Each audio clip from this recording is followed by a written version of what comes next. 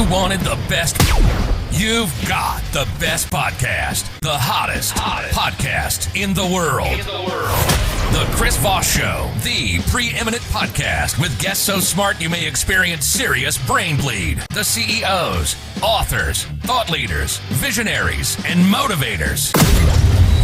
Get ready. Strap yourself in. Keep your hands, arms, and legs inside the vehicle at all times, because you're about to go on a monster education roller coaster with your brain. Now, here's your host, Chris Voss. Hi, folks. Chris Voss here from thechrisvossshow.com. There you go, ladies and gentlemen. The Iron Lady sings that makes it official. Welcome to the big show. We certainly appreciate you guys being here. Thanks for tuning in as always. We have the most amazing guests on the show, and I'm excited for our guests that we have today. The CEOs, the billionaires, the White House presidential advisors, the people who bring you the Pulitzer Prize-winning books and authors, and all the amazing ideas, the great journalists from all the different CNN, Bloomberg. Today, we have all the different journalists who come on the show and share their stuff. You're always going to learn on the Chris Voss Show. And what we do ask you is that you go to goodreads.com/Chris Voss, share your family, friends, and relatives. Go to youtube.com/Chris Voss, linkedin.com/Chris Voss, and all those crazy places on the internet. Today, we have an amazing journalist on the show. Kurt Wagner joins us for his new book. This has been getting a lot of salacious press, as it were, and for the dig that he did in the journalism world of finding out all the secrets that came out about this. The book is called The Battle for the Bird. Jack Dorsey, Elon Musk, and the $44 billion fight for Twitter's soul. Came out February 20th, 2024.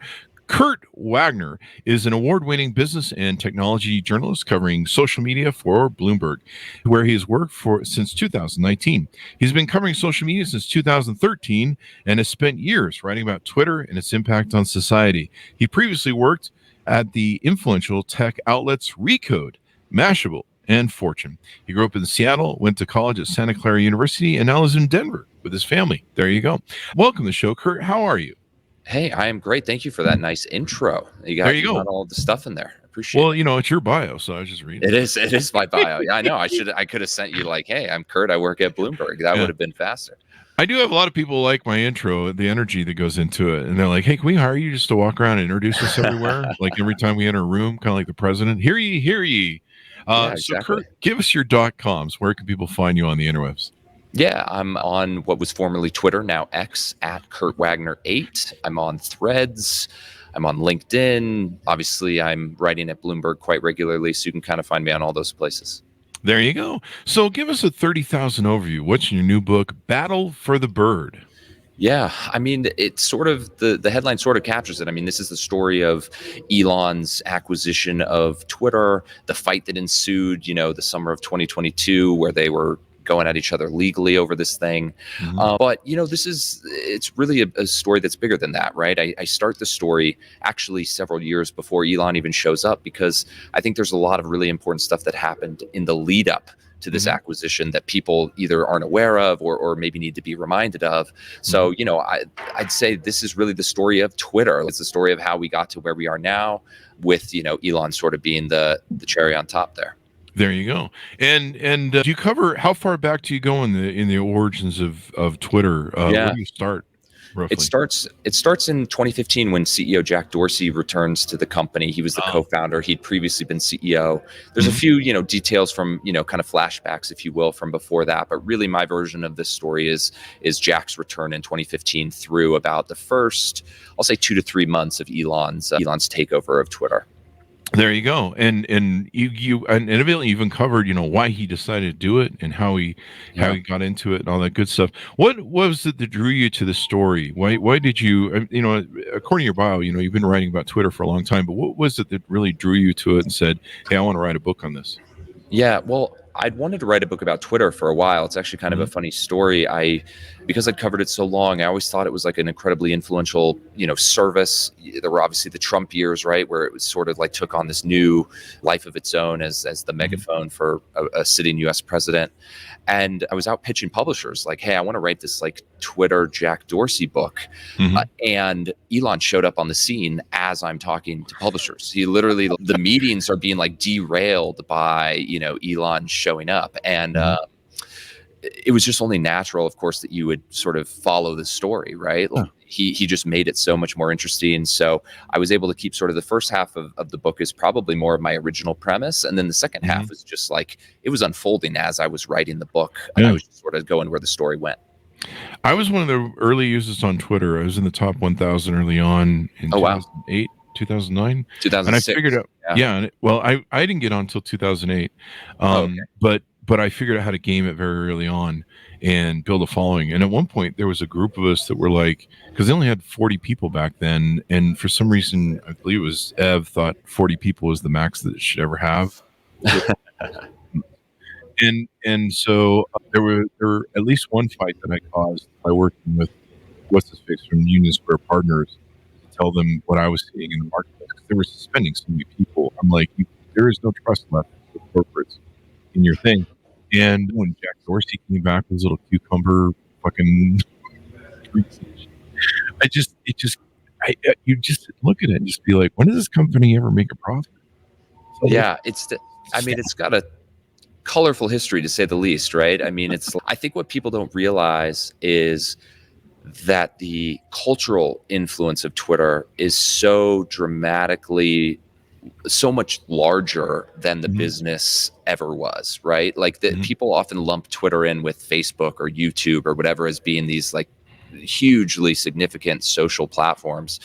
But from a business standpoint, it was minuscule compared to those other ones. And to me, it's just like, I think it's important for people to sort of know that, because I think that fact actually plays into a lot of, Twitter's story, right? Which is that it was always sort of an underdog, even though it sort of played in this bigger arena. It was never really belonged there as a business. And I think that's sort of been part of the story for them. Yeah. And you heard about the fights that Ev and Biz and and it was like the Three Stooges. It was Fred Wilson of Union Square Partners. That's right. I emailed him some stuff, and he writes me back and he goes, "Yeah, we just had an emergency board meeting over your whole letter, and I sent your letter to him." And I'm like, that wasn't for public purpose. And I caused one of those famous fights that have been written about at least once.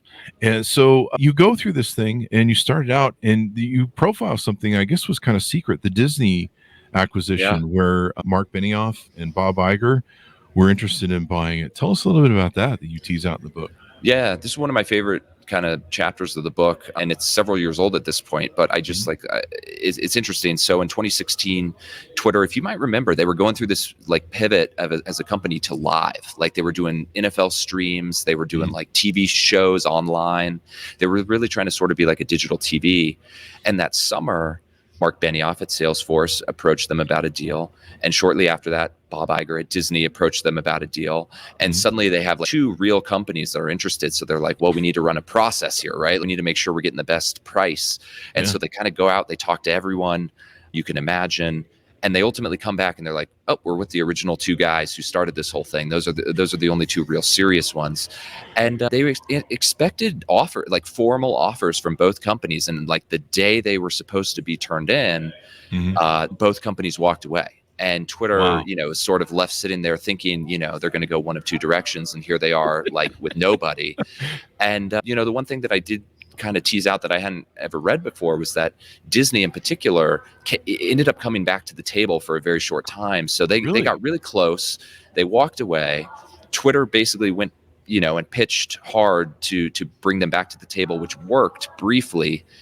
Disney gave them such a low ball sort of bid that they floated that, Twitter was like, well, it's too low to even entertain this thing. And they ended up going the other direction. But the reason I think it's important is like there was always this idea, especially when Elon showed up. Well, why doesn't Twitter just sell to Facebook? Why doesn't Twitter sell to Google? There's got to be another buyer out there. And they tried to do these things. Like they tried to find a buyer and they couldn't. And so I think it's important history to keep in mind as Elon shows up, because you kind of remember, well, this might have been their only option. Yeah. It's funny. I predicted, and that's what I caused the fight over. I predicted that Facebook was going to win over getting the business over Twitter, and Twitter was going to ruin its reputation and trust in the marketplace. Because I would go do speaking engagements to talk about Twitter, and I'd be in front of whole companies, and I'd be like, "How many of you have been suspended by Twitter?" Or I would hear this, well, we've all been suspended by Twitter, and back then, it was just was just crazy and imbalanced, the fail whales and the thing. And how many people have their accounts completely blocked by Twitter? And I'm like, you guys are trashing with what you're doing, playing these games of blocking people and suspending people, with your stupid little, attitudes about, stuff. And, I think they suspended people for retweeting at one point. They didn't want to do retweets. And I'm like, you're just destroying any sort of trust value you have in the marketplace, and Facebook's going to win. And I was bloody right. Yeah. So you tell the story of how Elon starts coming in the picture and starts going down this pathway that ends up with him owning this thing. Give us the tease out, if you would, on that. Yeah, I mean, there's a few theories here, right? So he shows up on Twitter's doorstep in sort of late March of 2022. He's now the largest shareholder, and they had no idea. He just sort of like appears, like, hey, LOL, here I am owning 10% of the company.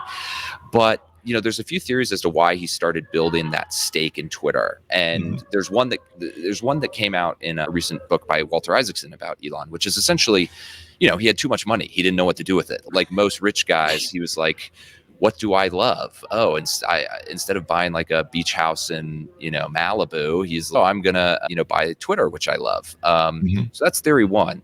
There's another interesting theory that I sort of explore slightly in my book, which is that he really hated this account on Twitter called Elon Jet.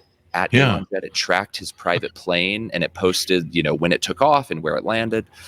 And in January of 2022, he complained to Twitter CEO at the time, Parag Agrawal, and said, take this down. And Twitter, basically ignored him. They didn't do it. And a few weeks later, he starts buying Twitter shares. So, you uncovered them. Yeah. It's kind of an interesting timing, right? Like, I can't say for certain that this is what led to it, but there are several people I talked to who thought the fact that he couldn't get them to remove this jet thing is what ultimately led him to build a stake. Now, I don't think he was like, I'm going to buy the company over this, but I think it's very reasonable to think that he was like, I'd love to be a shareholder. And now suddenly they have to listen to me a little bit more than they would otherwise. So those are some interesting reasons. I am the most powerful man in the world. You will listen to me. Exactly. But, it's interesting because Taylor Swift is having the fight now over the jet account. And maybe she'll buy X off of. Maybe they'll team up. I think she could afford it better than him. Maybe she's pretty rich, and I don't think she's tied up in a bunch of businesses other than her own, and it's doing really well. So there you go. It wasn't your book. I think I saw the news blurb that he started. Drugs may have been involved in some of these decisions. So this is, this part is not in the book. There have been rumors about Elon taking drugs ever since I've started covering him. Really? You might be shocked. I've never seen a journalist cover that yet. Well, the Wall Street Journal had a nice, nice story that came out. So there is a lot of speculation that, some of this could have been fueled by some drug use. I cannot say one way or the other. I'll leave, I'll point people to the journal story and just simply say that these have been sort of whispered loudly around Elon for a long time. I don't know exactly how much it played a role, but it seems like it could have. Yeah. And do you think he was maybe in some sort of weird dark place? He's kind of riding high on smacking home runs out of the park. Everything's going well. And it's been interesting, and I imagine you've documented this in your book, how it's really spun itself into a real toilet bowl situation and not been the real, I've seen that in business where, some guys can hit home runs for a while. And then, all of a sudden they start hitting, balls and fouls. And it's really hard on them when you're used to hitting home runs all the time because they can't figure it out. I think there's a great quote from a former executive at Twitter. So it was a woman, her name's Esther Crawford, and she was there when Elon took over. She sort of bought into Elon's, new vision, literally sleeping at the office, trying to like be hardcore for Elon. And she ultimately got fired, as most people, end up doing sometimes when they work for Elon. And but she had this great, she tweeted sort of about her experience like months later. And she had this line that was like, Elon's incredibly great at physics-based problems or technically based problems, writing code, for example. But when it comes to a communications platform, when it comes to a platform that requires a lot of soft skills, it requires a different type of emotional intelligence. And I think that's really astute observation, quite frankly. I think there's no doubt that Elon's incredibly smart, that he's obviously had some huge home runs. I'm not sure if the soft skills required to run Twitter are necessarily his strength. Yeah. And I think we're seeing that play out right now in the way that he sort of behaves on Twitter and how it's impacting their business. Yeah, it definitely is. I mean, and it's rumored, I guess, that he's on the spectrum in some way or another. And sometimes those social skills are harder for people. Most people that are on the spectrum or autistic are savants. I mean, they're really brilliant, smart people, and they can really do intelligent stuff. And when you see some of the ways that he behaves and talks, I mean, the interesting thing about social media is people say what's in their head. It's almost like, you used to have to get people drunk and go to the bar to find out what people really thought. But, basically, in fact, back in the day, that used to be the joke in 2011, 2010, we used to tell people Twitter is the bar, Facebook is the home, and LinkedIn is the office. So make sure that you perform in those sort of, don't go on LinkedIn and act like you're on Twitter. Right. That's a pretty good rundown, actually. Isn't it? Yeah, that's what we used to teach people. And so we, don't go saying weird shit on LinkedIn because, you have fun with your career after that. But, and the other thing you get into is you go through how the rise and fall of Donald Trump account. And it's weird, this battle that Twitter kind of seems like it's kind of left leaning.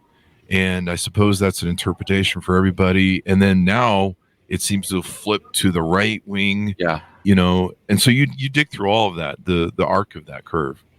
I do. And the Trump years are really compelling to me, just not only because I lived, like you live it, right? As a citizen of the United States, you sort of live it, but I covered the company during those years as well.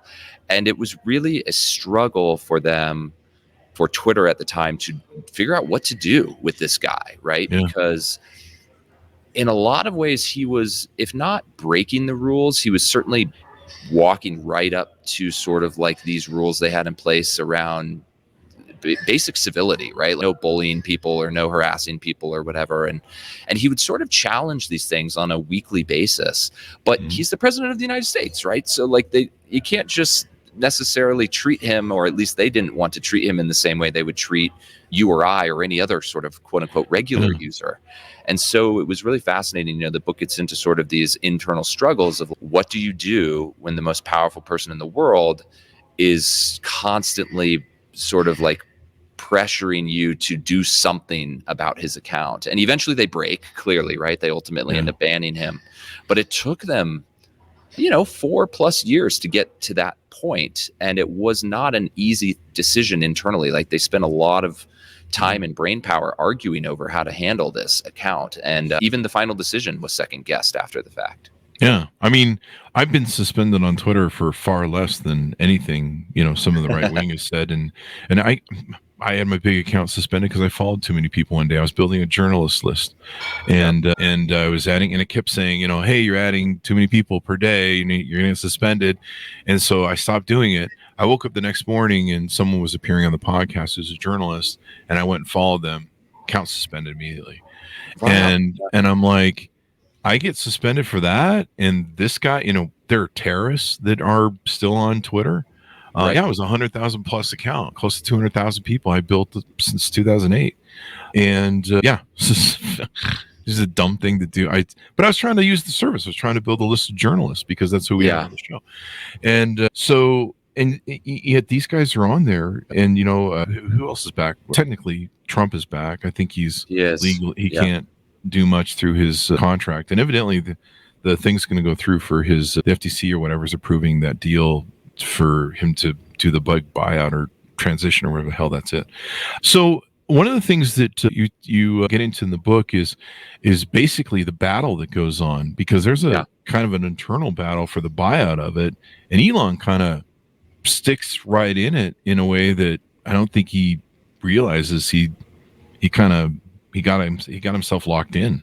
He did. Yeah. His timing was quite terrible. And you kind of take like understatement of the century probably there. But, people, high level, just for those who may not remember, right? So like Elon shows up, he basically forces Twitter to sell him the company, right? Gives them an offer they can't refuse kind of thing. He's like, we need to do this as fast as possible. 45 million? Okay, $44 billion. Billion, yeah. And then almost immediately, within a couple weeks, he realizes he's sort of locked himself into this terrible deal because the stock market is going down. There's a war in Europe. Inflation is going up, like all these things.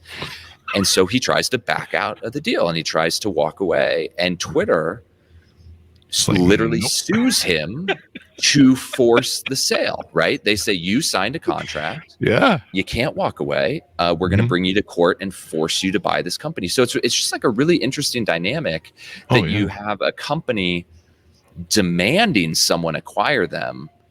And, that's what sets off like a summer full of legal disputes and things. And like the book covers all this. It's like one of those things that would almost feel like it's make believe or a movie, right? If it didn't actually happen in real life, but it did. It was really wild. That whole summer of 2022 was a total bizarre thing. And I think the drop in the market value, it dropped huge. It was like 25 billion that it dropped to in value, didn't it? It was like really since bad. He's taken it over. So, private. So we don't know. There's not like a stock price that we can use to track the value, but some banks, I think Fidelity, for example, has cut the price by more than 50%, right? So they're saying, hey, you paid 44 billion for it. We now think it's worth 16 or 15 billion. It's crazy how much it's dropped in value.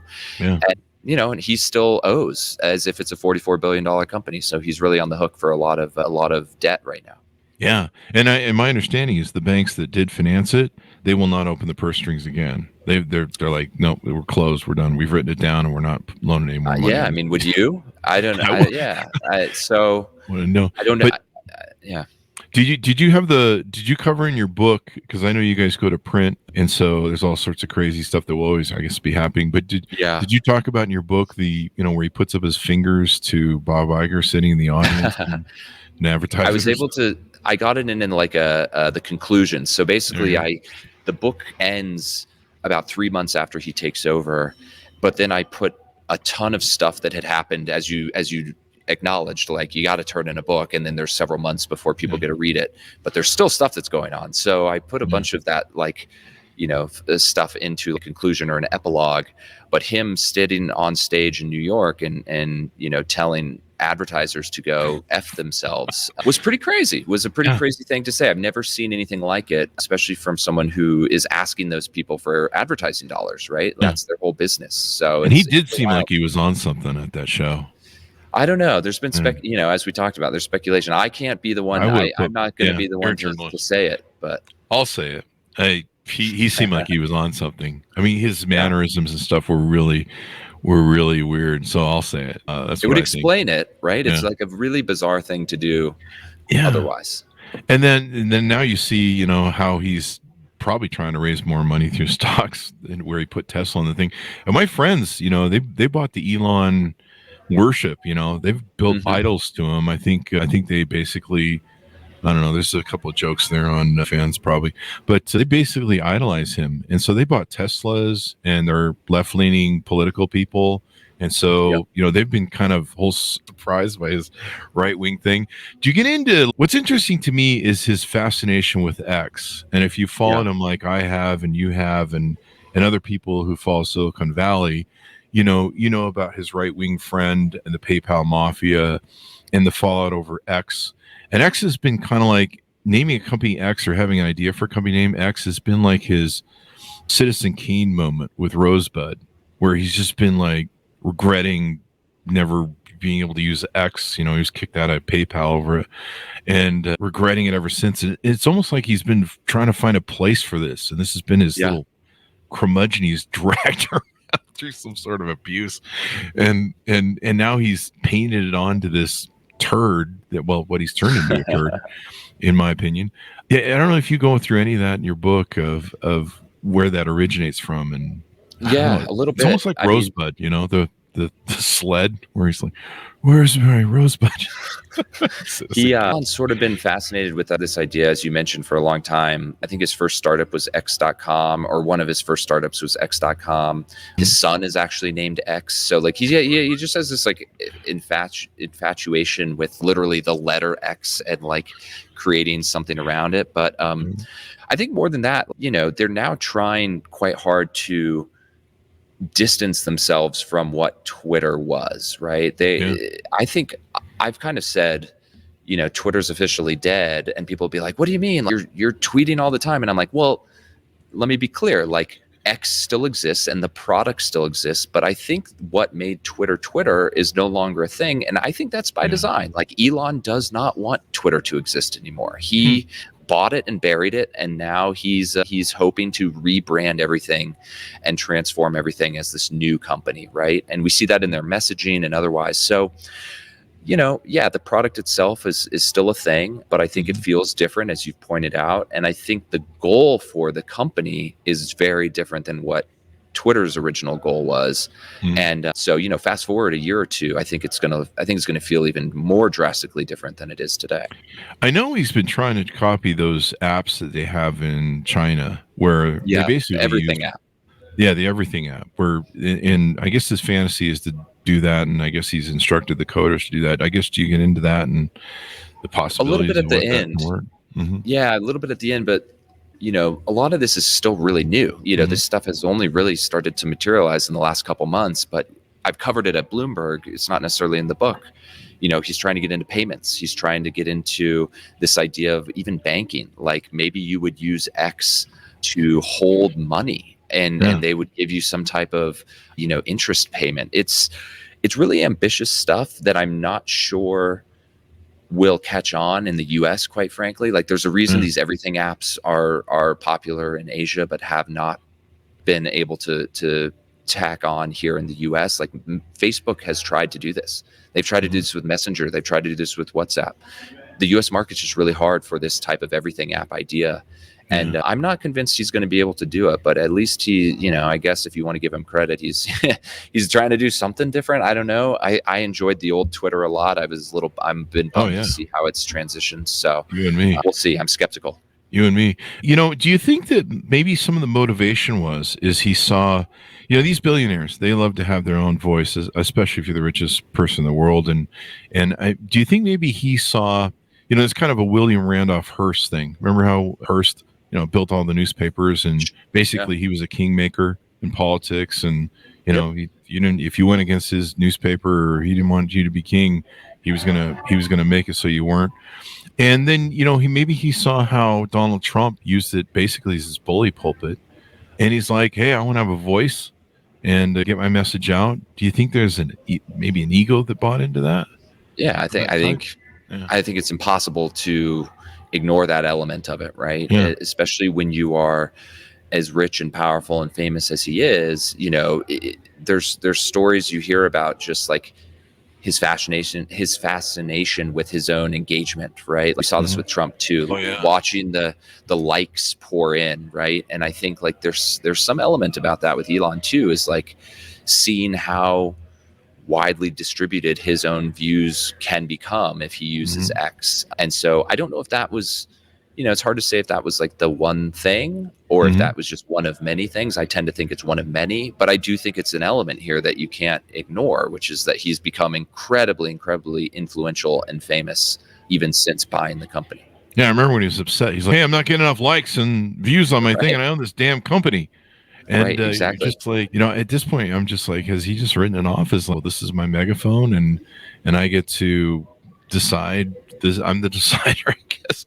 And so I'll just run with it. And it's been really interesting. You can see the influences of Peter Thiel, of course, and Peter Thiel's whole right-wing conservative thing that's been around since he was in Stanford, and his whole slants on stuff, and the influence. I believe it was Peter Thiel and a couple of his other right-wing friends that actually helped push Elon into the deal, right? David Sachs is one who is the PayPal guy who's been super involved. Some of the Tesla board members and the SpaceX board members have sort of been advisors for him.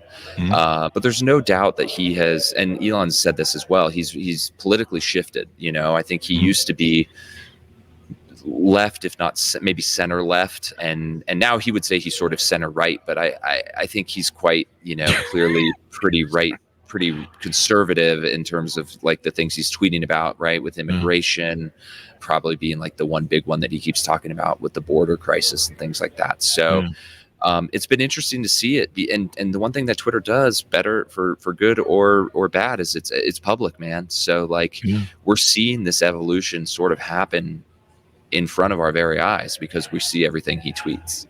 There you go. And the billionaire public square is really what it's become since Donald Trump, I think. Yeah. Where it's, and they just crowd everyone out. Maybe Taylor Swift will buy it next, and I just hope she's as sweet as she always seems to come across as being. But I don't know, maybe she'll take her whole army of Swifties and she'll shut down the Jet account that everyone hates, I guess.